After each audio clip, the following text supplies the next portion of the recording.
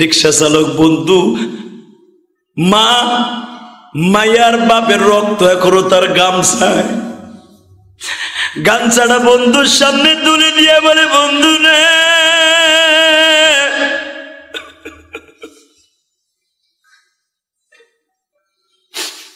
এই গামছার মধ্যে তোমারও রক্ত আছে, তোমার মেয়েরও রক্ত আছে, দেখো তো দুই রক্তের রং কি আলাদা? কয় না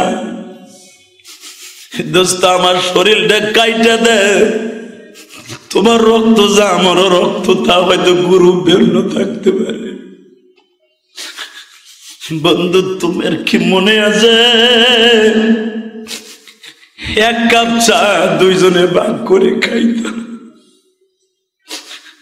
ডিস্ট্রিক্ট বন্ধু চোখের পানি ছেড়ে দিয়ে বলে, দোস্ত আর লজ্জা দিস না, তুই আমার কাছে যা চাবি আমি তাই দিব, আমি কোনদিন আমার ভিতরের ওই গৌরবটা আনবো না।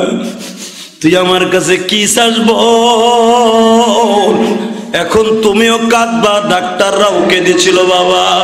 ওই গরিব বন্ধু বলে, আমরা গরিব মানুষ বেশি কিছু চাই না, শুধু একটা জিনিস চাই রে বন্ধু, আমি যদি তোর মেয়েটার রক্ত দিয়ে বাঁচায় থাকি, একটা জিনিস চাই রে বন্ধু, কোন গরিব মানুষ যদি তোর আদালতে কোন কেসের জন্য যায়, তুই গরিবের সারা ধনির পক্ষে রায় দিস না। লেজ্জ একটা রায় দিস বন্ধু, টাকার কাছে বিক্রি হয়ে কোনদিন ধনির পক্ষে রায় দিস না। গরিবের মনের দুঃখ মালিক ছাড়া কেউ জানে না।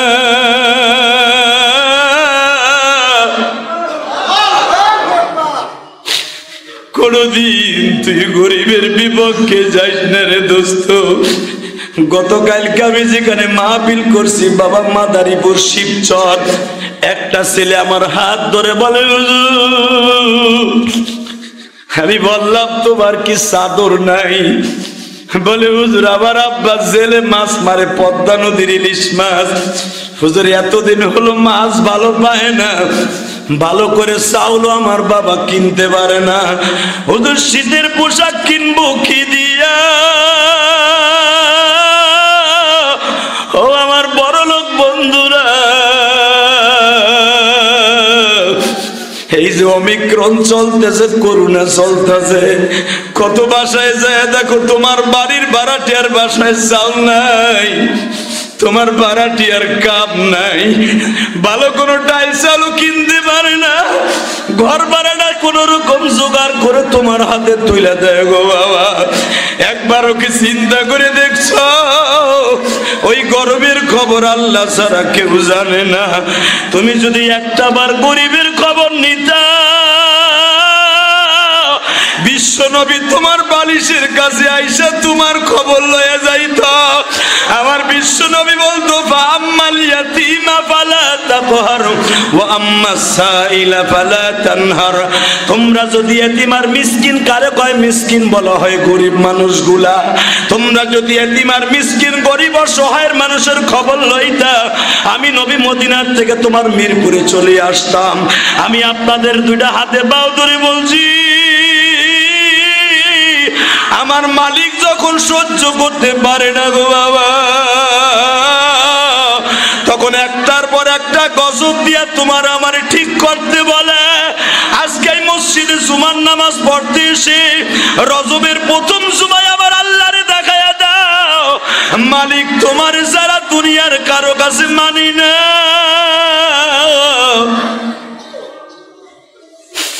তুমি আমার সবচাইতে বড় বন্ধু,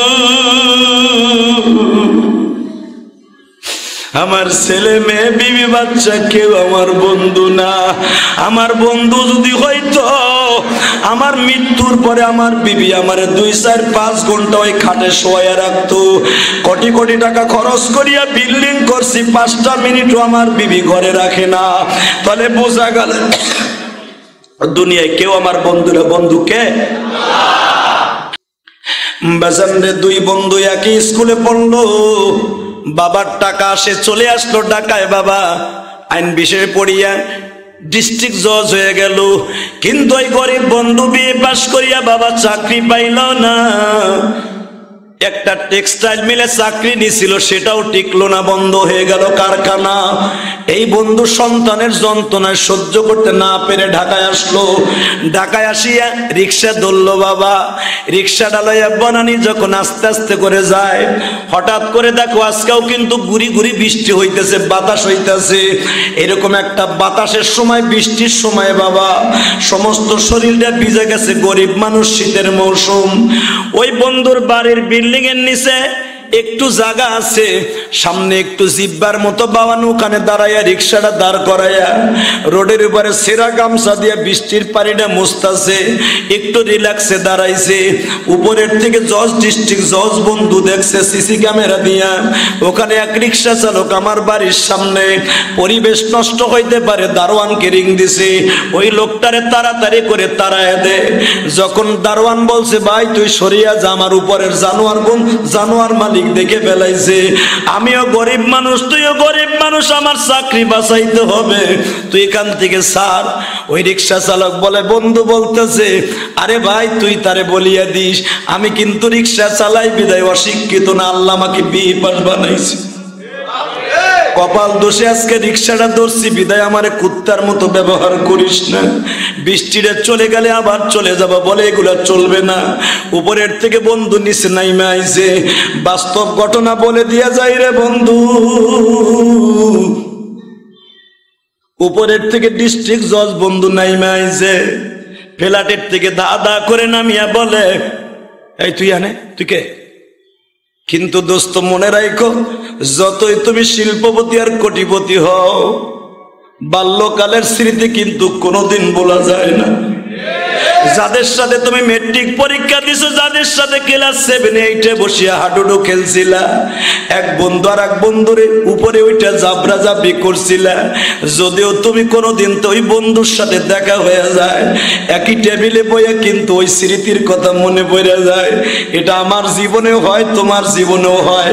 বাজানরে গত পরশুদিন ছিলাম আমার বাড়ির পাশের মাহফিলে, আমার গ্রামের বাড়িতে। ওই মাহফিলে আমার আব্বা, আমার বাপ, চাচা সবাই ছিল। হাজার হাজার মানুষ যখন মাহফিল শেষ করে বাড়িতে গেছি, আমার এক চাচা গতকালকে সকালবেলা আমারে কয়, বাবা তোমার মনে আছে রে? কি চাচা? তুমি যখন প্রথম মাদ্রাসায় যাও, তোমার মা আর তোমার আব্বা আমার কাছে দোয়া চাইতে গেছিল, আজকে তুমি গতকালকে রাত্রে সব মানুষগুলারে কান্দায় দিলে। তখন আমি মাহফিলে বসে চিন্তা করছি, আরে ওর মা যদি আজকে বাইসা থাকতো,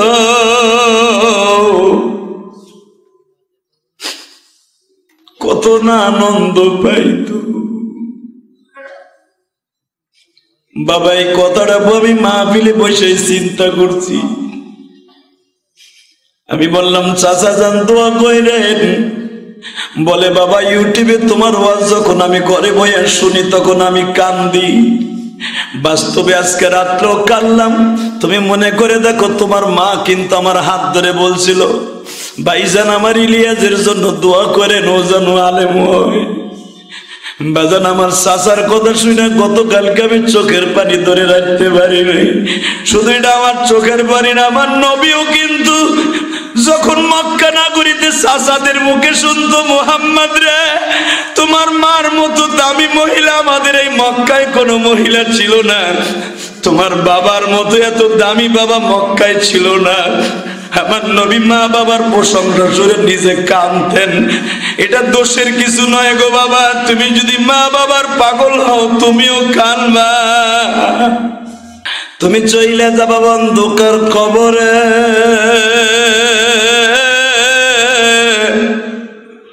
এই 4টা মেসেজ দিয়া প্রতিদিন সকালবেলা সূর্যটা উদিত হয় বাবা। এ আমার মিরপুর 10 নম্বরের বাজার,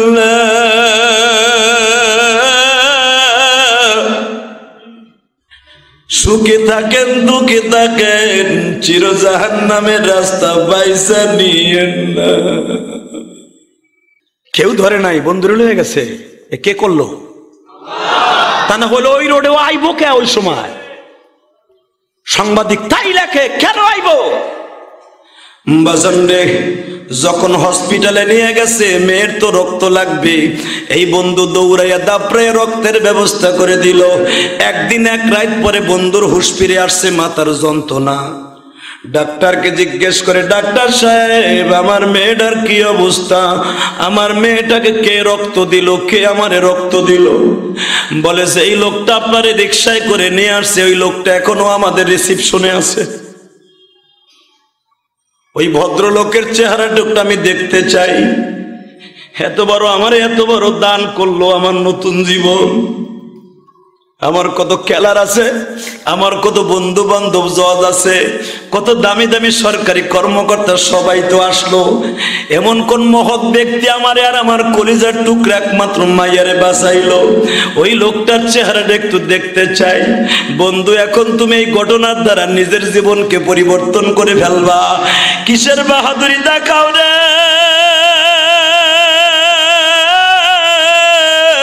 কার লাগিয়া তুমি সুন্দর সুখের ঘর, এই ঘর একদিন হইয়া যাবে দুঃখেরই অনল। অনল মানে আগুন, অগুন মানে অনল মানে আগুন। এই ঘর একদিন হইয়া যাবে দুঃখেরই অনল।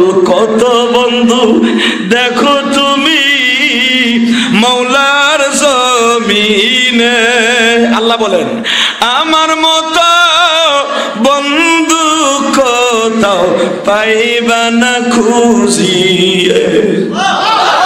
কে বলতেছে? কে কে কে? ওয়াল্লাযীনা আমানু আশাদ্দু হুব্বান লিল্লাহ, আমার মতো বন্ধু কোথাও পাবি না রে বান্দা।